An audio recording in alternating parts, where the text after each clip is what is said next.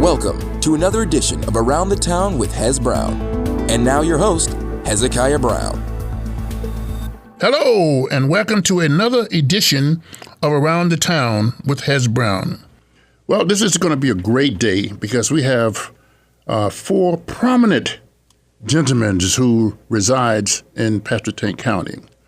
And they're from the 100 Black Men of Northeastern North Carolina. So right now we're going to do an introduction so you know who they are. So when we start out, Bishop, this is Bishop Sutton. Would you then kind of tell the audience a little bit about yourself? And I know I should have gone first, but they know me. Thank you, Hez. I want to say good afternoon to everyone that's in the listening audience. My name is Bishop Ernest R. Sutton. I'm a native of Elizabeth City, North Carolina, a graduate of Elizabeth City State University. I'm a father of 10, and I pastor Faithway Apostolic Church in Elizabeth City, North Carolina. I spent 36 years in the North Carolina Department of Correction, and I spent 29 of those years as a correctional administrator or correctional warden. Okay, James. My name is James Robertson. I am not a native of Elizabeth City, North Carolina. My home is in Reesville, North Carolina. I came here with the class of 59 and graduated 1963. I taught science in New York City for 32 years before moving back here. I am the poll mark for the Elizabeth City Kappa Alpha Psi alumni chapter. I am the president of the senior club here in Elizabeth City. We meet over at Knobs Creek. I am a resident now of Elizabeth City and proud to be back. And Curtis? Curtis Wren, a recent transplant to Elizabeth City in December of 2015. Graduate of Virginia State University, the greatest HBCU. Always have to get that jab in with Hez. Went through the ROTC program at Virginia State, spent 27 years in the military, retired as an Army colonel, then spent about 10 years in the Washington, D.C. area, was vice president, president of several security-related companies. Upon retirement, decided I wanted to move south to a slower pace, came to Elizabeth City, and I haven't slowed down since. Currently serve as the board chair of the Albemarle Regional YMCA, and this august body decided to elect me as the interim president of the 100 Black Men of North Carolina chapter. Good afternoon. It is my pleasure to be here with these distinguished gentlemen of this area. I came to Elizabeth City over 35 years ago to be an administrator at Elizabeth City State University. And I served as an administrator several years, served as a professor and researcher for more than 25 years at the university. And my privilege of serving there was very good. I came here on a mission because I was invited here. And I had been very blessed to have traveled all around the world, done all kinds of great things that I wanted to do, but I never forgot my roots. I was a product of a one-parent family.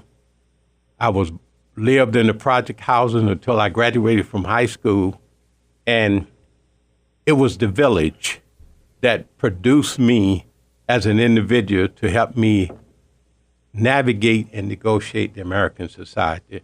And part of my commission is to help as many other young men, especially African-American young men, do the same.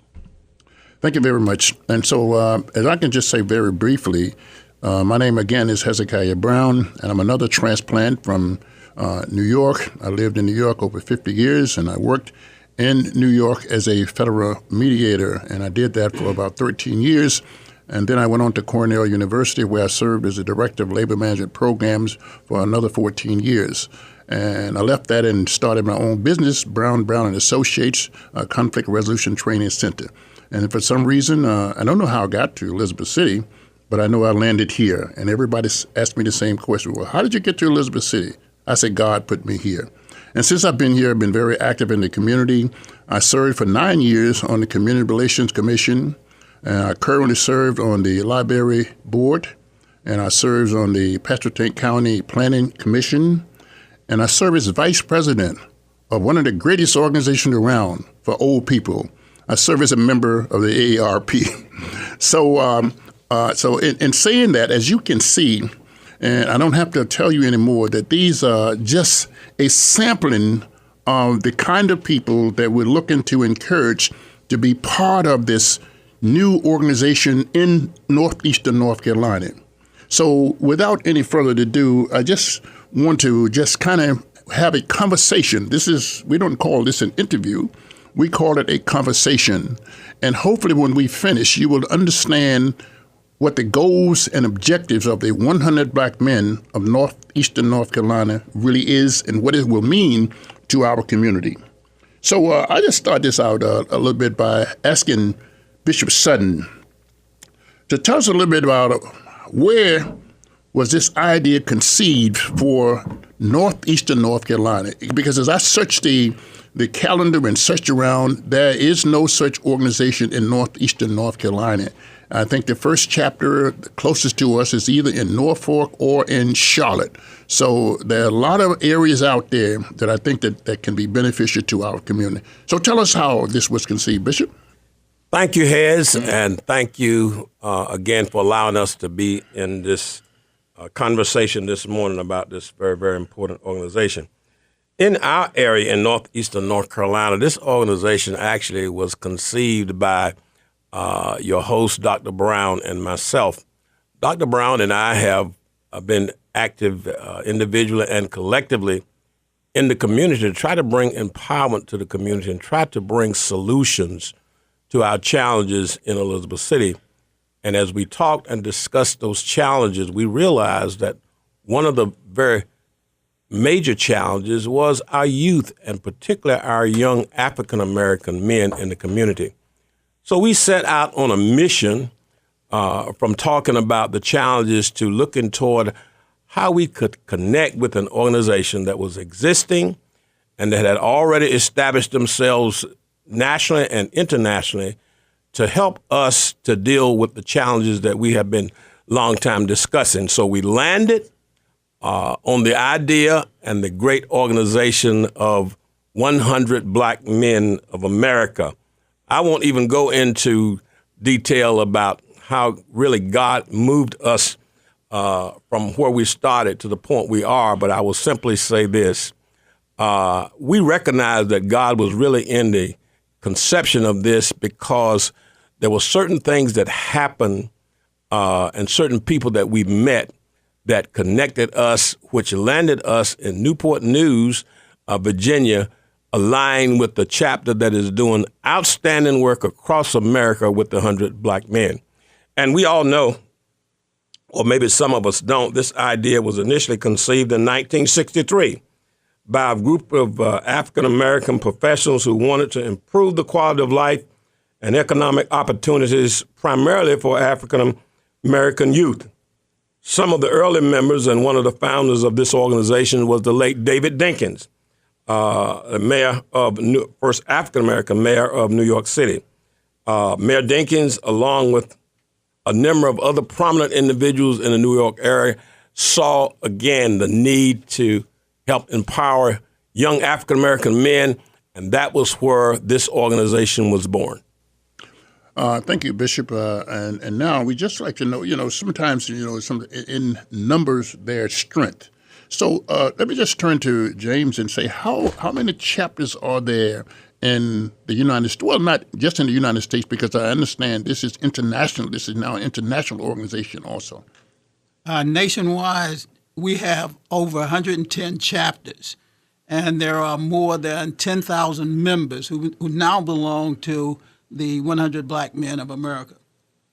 Okay, and now turning to our leader, Mr. Curtis Renz. Is it 100 Black Men a nonprofit organization? Is it part of a 501(c)(3)? Is it incorporated? What is it? 100 Black Men Incorporated of America is a 501(c)(3) nonprofit organization. Mm-hmm. Okay.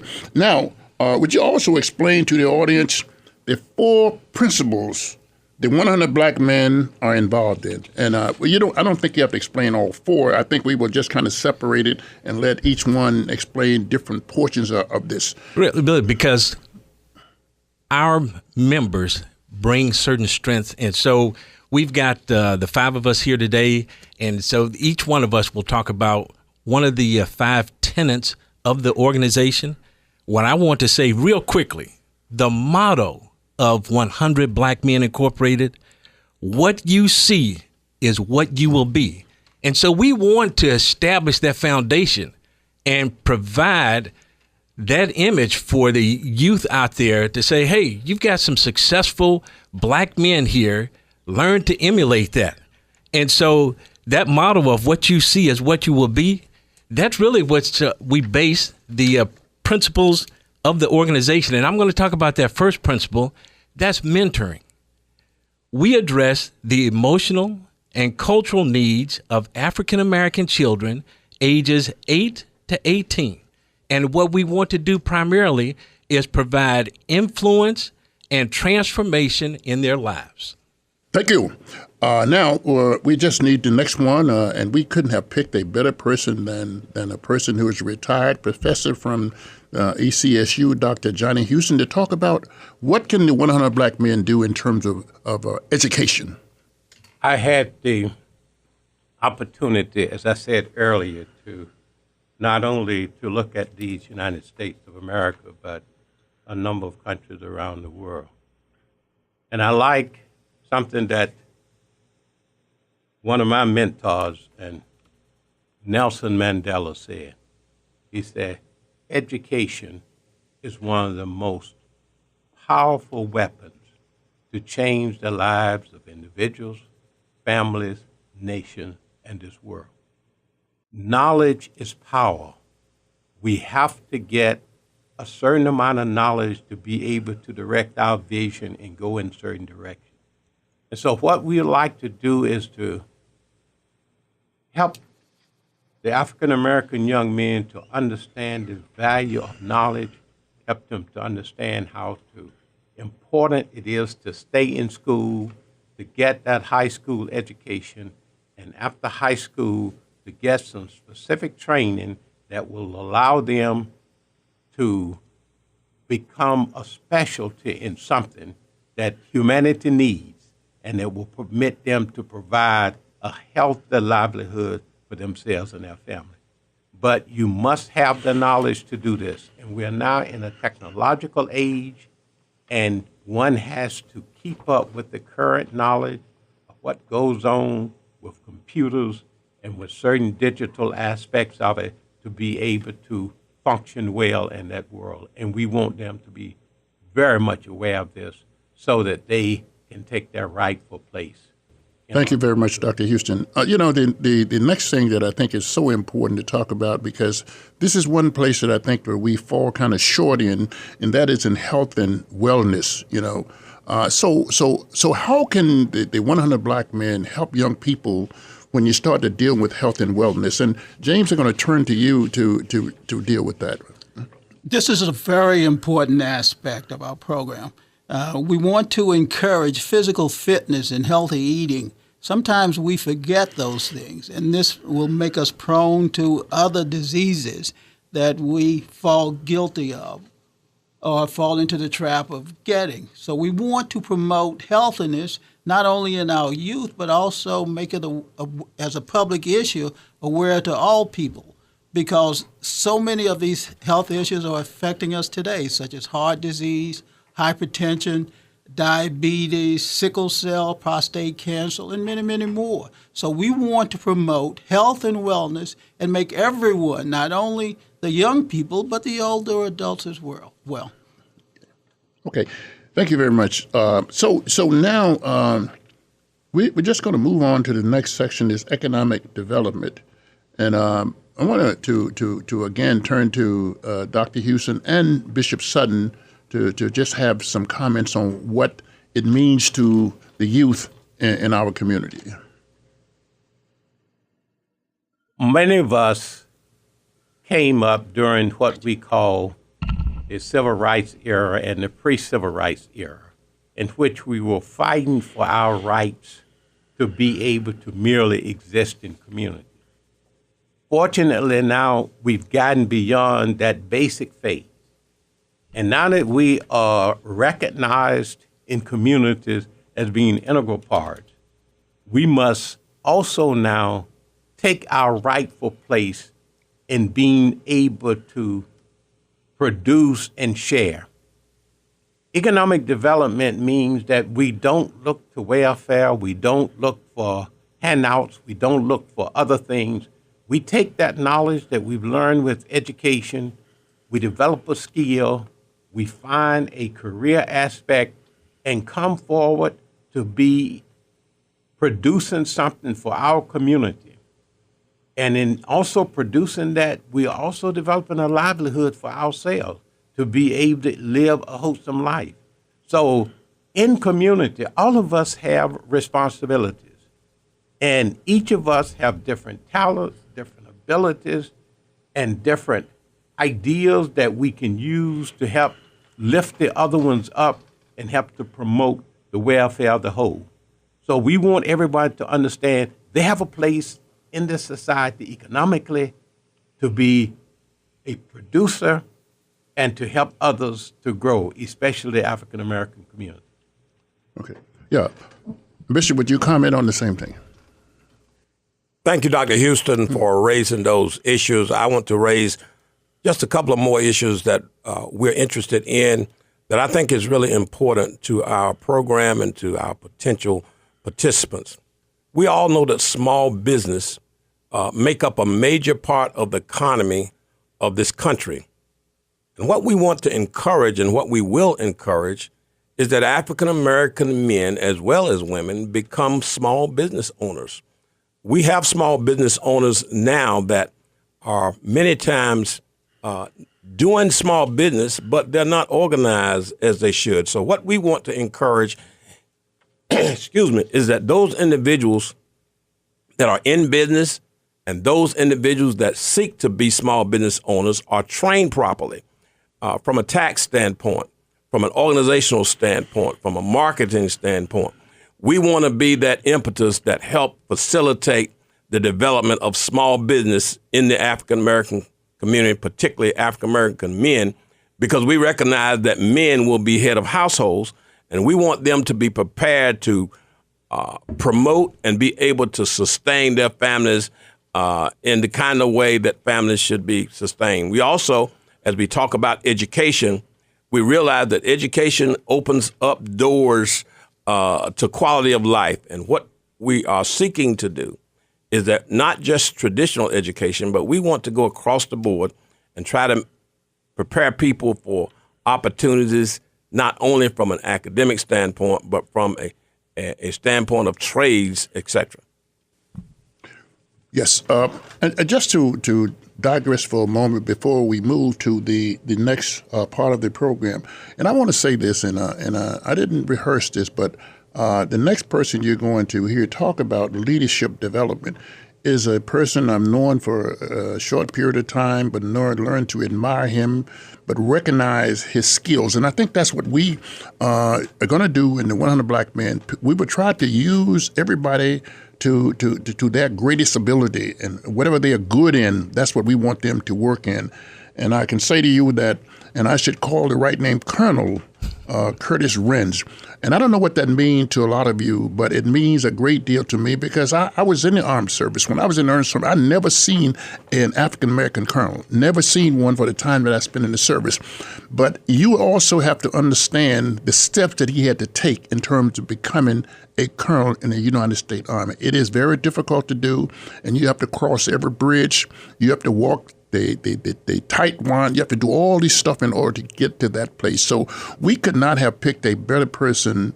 Of course, every one of these around the table is qualified to do it. But I'm just saying that specific skill of leadership and leading an organization, we want to pick a guy who has leadership skills, they have proven leadership skills, and have been very successful in some very difficult circumstances. So we just want him to talk a little bit about what we can do in terms of tapping on the resources that we don't have to look to the NBA.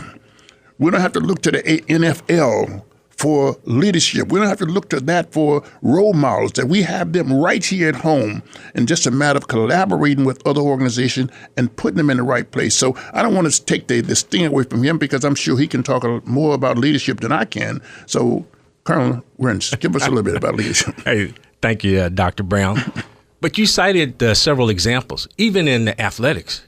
You look at LeBron James. You've got many players out there, but LeBron, you can truly say, is a leader. And we've discussed several tenets here. When you think in terms of leadership development, and many times we ask that question, are leaders born or are leaders made? And I would contest or I would contend that leaders are made through education. And we've talked about, the 100 wanting to be involved in the mentoring and education of our youth. Through health and wellness. Because if you don't maintain a healthy lifestyle, you're not going to lead anyone. You ever been out there and you looked at somebody and they were obese and barely could move? Do you say, hey, I want to follow or be like that guy? No, you want to follow that guy who's lean, mean, swift, agile. So health and wellness is important. Economic empowerment. You ever walk out there and say, I want to follow the guy that's homeless? No, you want to follow that guy who's a proven leader in the business community. Or whether it be in the church, whether it be in politics.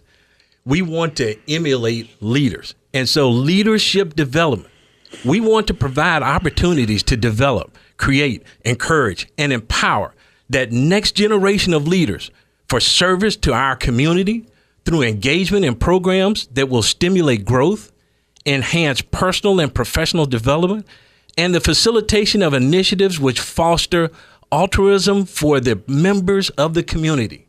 We want, in the Army, there used to be a saying that, we do more by 9 o'clock than most people do all day. Or, you want to be the best you can be. I will contend no one ever rolled out of bed in the morning and said, I want to be the third best teacher in the Pasquotank County. Everybody, no matter what they're doing, even if you're a garbage man, you want to be the best you can possibly be. And really, that's what the 100 Black Men is all about. We want to engage Black or minority youth age 8 to 18, and we want them to see positive role models, and we want them to be all that they can be. What they see is what they will be. That's right. Okay, thank you very much for that. And let me just now turn to this. That I am a former member of the 100 Black Men in New York City and Eastern Long Island. And one of the things that we were successful in doing, we understood the whole idea of economic development. In fact, what we did, we purchased an entire block, not just a street or corner, that was an old bus terminal in Long Island. And that ended up being one of the greatest endeavors that we ever participated in. It worked out well for the organization, and it was finally sold at some point in some time. But that's what we did. Now, let me just say this in terms of the 100 Black Men and mentorship, too. I hate to say this, but I'm an old man now, 80 years old, but I still have a mentor. Everybody should have a mentor. No, and it has nothing to do with age itself. Nobody in this world know everything. And sometimes there's somebody you need to call upon just to have a conversation.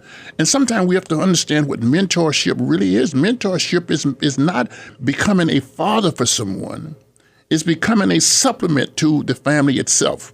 Wherein young men might be in a difficult situation, and sometimes they have no one to talk to but their mother, which this is not bad. But by the same token, sometimes they need the male figure just to have a conversation with, just to talk about what life is about. What about the girlfriend? What about protection? What about different kind of diseases? What about having children? What about becoming fathers? All these things should become a part of what we hope to be able to succeed at in helping our young people in the community. And I think that we have assembled, not just the ones around the table, we have assembled some of the finest men in northeastern North Carolina, and looking to assemble more can join the organization.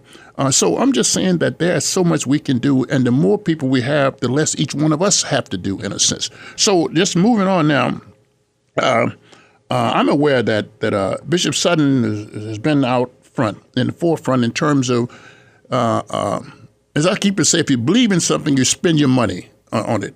And Bishop Sutton has spent a lot of money by virtue of going to attending the Norfolk chapter when they had the annual meeting. And then he went to the national chapter in Hollywood, Florida, all at his own expense because he felt so strong about what we should be doing and how to do it here and connecting and networking with folks from all over the United States and other places. So, Bishop, could you share a little bit of that with the audience about what you learned and who you met and what can they contribute to what we're doing? Hez, thank you so much. I was blessed to be able to attend the Newport News annual convention in Newport News, Virginia, a few months back. We were really fortunate to meet a gentleman by the name of Mr. Browning, who actually helped me navigate that convention and has continued to help us to promote and develop our chapter of the 100 Black Men. I was so impressed when I attended the meeting in Newport News. I would guess there were probably at least 1,200 individuals at that meeting. And what impressed me the very most was the fact that they were giving scholarships to young African-American men and women who they had mentored all through the year, and they had followed them. And all of them had scholarships, and they were going to college. Many of them coming from single-parent homes, but they had distinguished themselves because they had mentors and they had support group that followed them for years, many of them throughout their high school careers. And they gave out these scholarships, and I was so impressed, and it was just like family there. They embraced us. They embraced the idea of our chapter. And it was just a phenomenal event with some extraordinary individuals that attended that particular meeting.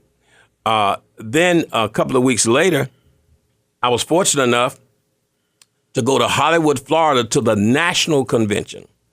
I was even more impressed because they had probably 5,000 or 6,000 individuals from across the country and across the world there really were represented that had students there from across the country, and they were displaying their educational and technological skills and competing against each other. And I would guess, and this is a very guess, I would guess that they probably gave out from that competition probably over $200,000 or $300,000 to students to help them to go to college and to help them with their educational aspirations. That was just so impressive to me. But the other thing that was so impressive is that everyone that I came in contact with at that convention was reaching out to try to help us to make sure that our local chapter in northeastern North Carolina was successful.